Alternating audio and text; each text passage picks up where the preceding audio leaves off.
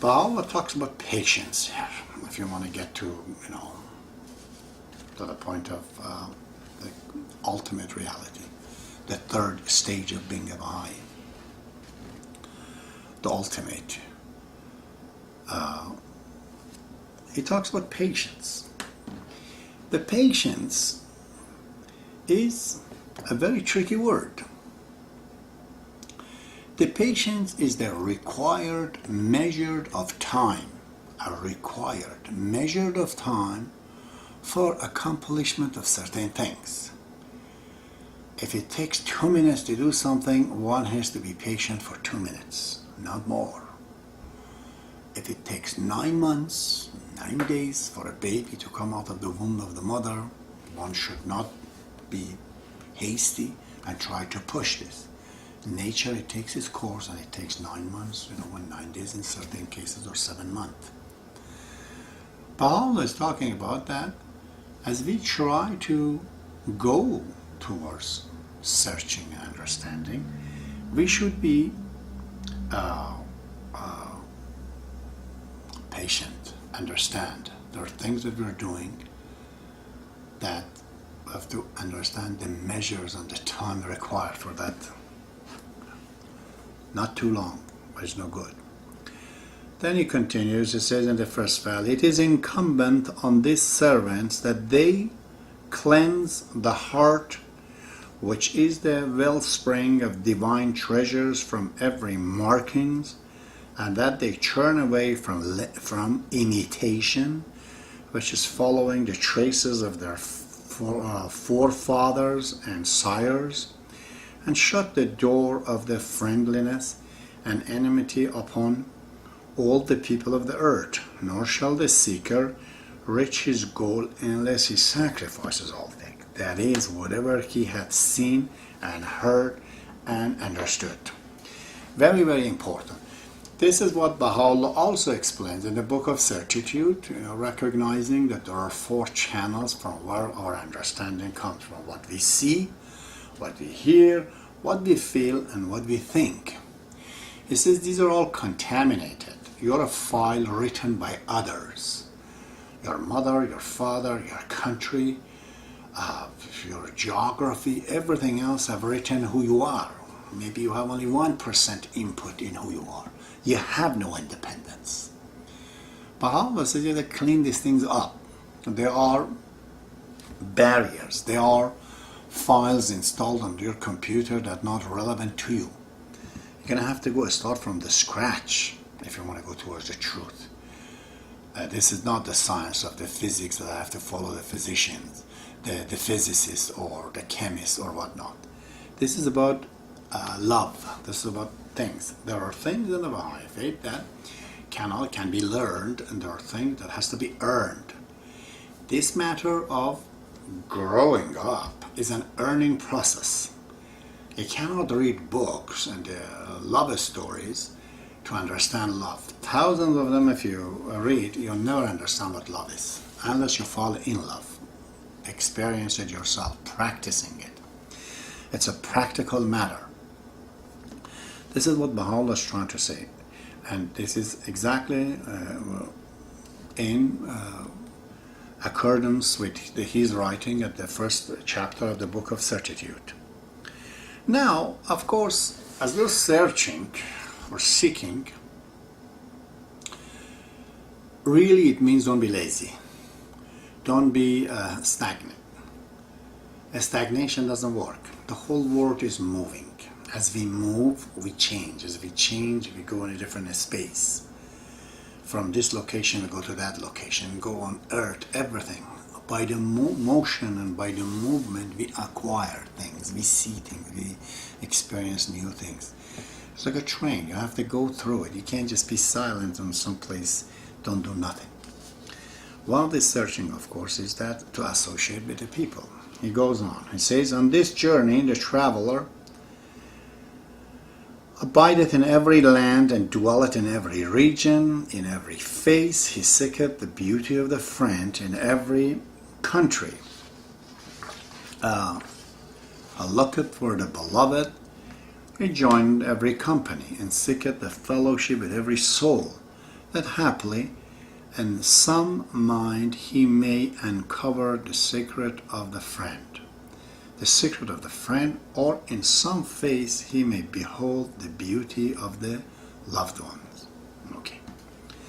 So association becomes seriously important if you're seeking for the truth, because this truth, of course, manifests itself in everything.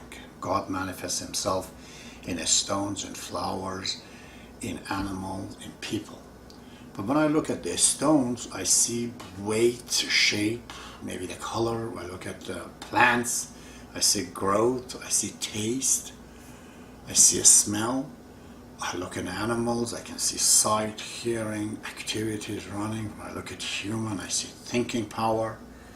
So naturally, I would have to associate among the men, because God will have to manifest himself to us through another man, not an animal, because animal does not have all the capacity.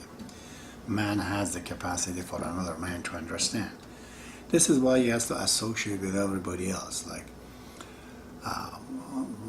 myself, before I become Baha'i, I would love the Marumi or Attar. I would even like, in the realm of the movie, I liked Marlon Brando. I don't know, with the writers, I liked Victor Hugo. But these are all false images of the real true ones, okay? Those are transitional. But if you get cut in them, and you say, no, he's the final, then you become dogmatic, you see. So, but you have to start by associating with the people. He says, in this journey the seeker reacheth a stage wherein he seeth the created things wandering, distracted, in search of the friend. Yes, everything in Quran says though. Everything that in the world is searching, is moving. It's moving for a difference, to create, to become different.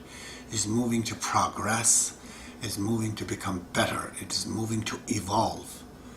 So everything really, in my opinion, is moving after finding themselves, after finding a higher stage to be, after finding where else to go.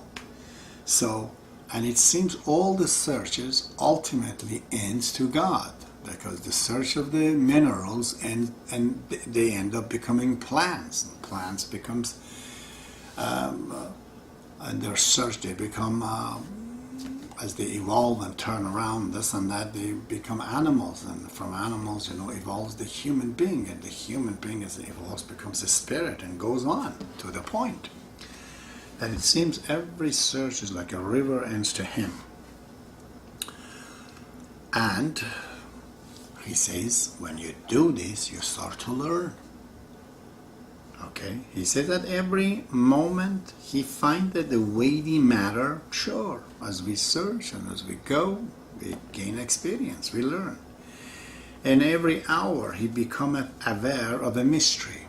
Of course this is the case, as we start to search. And every step 8 from the invisible realm will attend him, and the heat of his search will grow. That is true, the case, at least I can say for myself.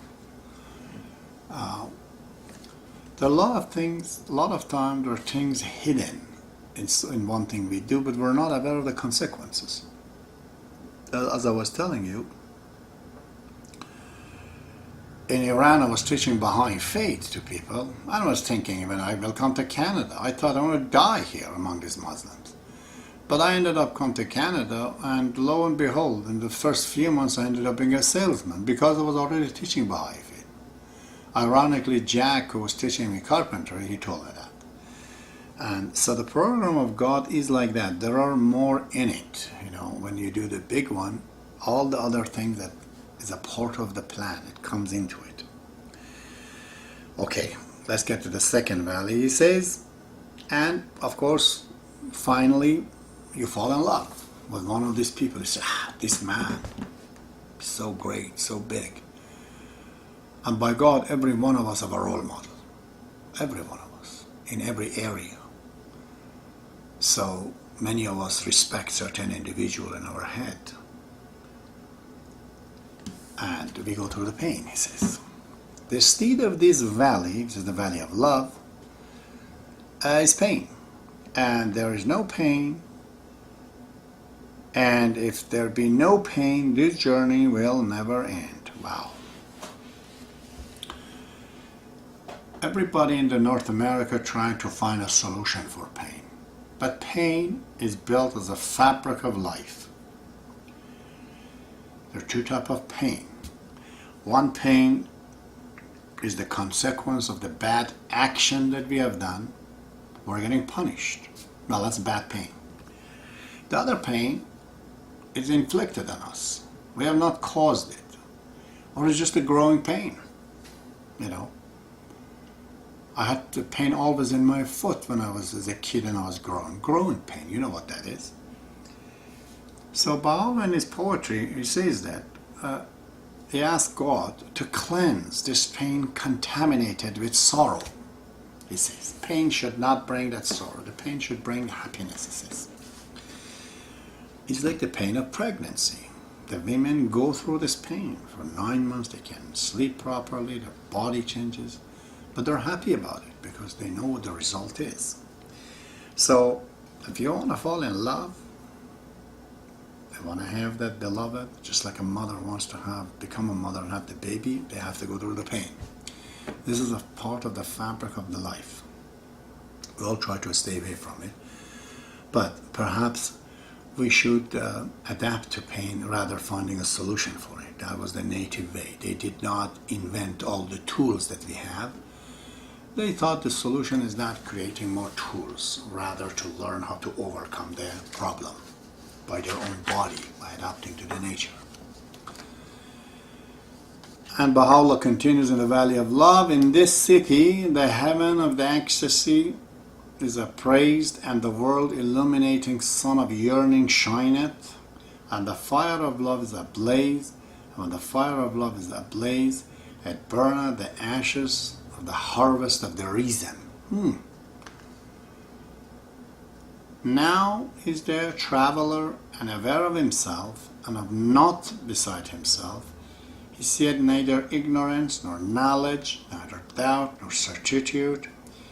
He knoweth not the morn of guidance, from the night of error he fleet, from both and belief and faith.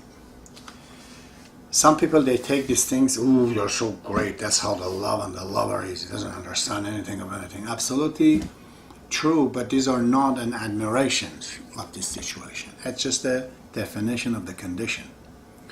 It's not admired to be not understanding the difference between ignorance and Abdul says the foundation of the love has to be wisdom. The wiser that you are, the stronger the love is. We all know. If a man at age 40 and 50 falls in love, that love is serious, if it does. But at the youth, when you're 15 and 16, although love is innocent, and we feel it, usually doesn't last very long, because there's no wisdom behind it. So, to thinking that love is against wisdom is absolutely, again, one of those old fake idea of the Sufis, that they think that the reasons or the knowledge and the wisdom is all against love. They go hand in hand. All right.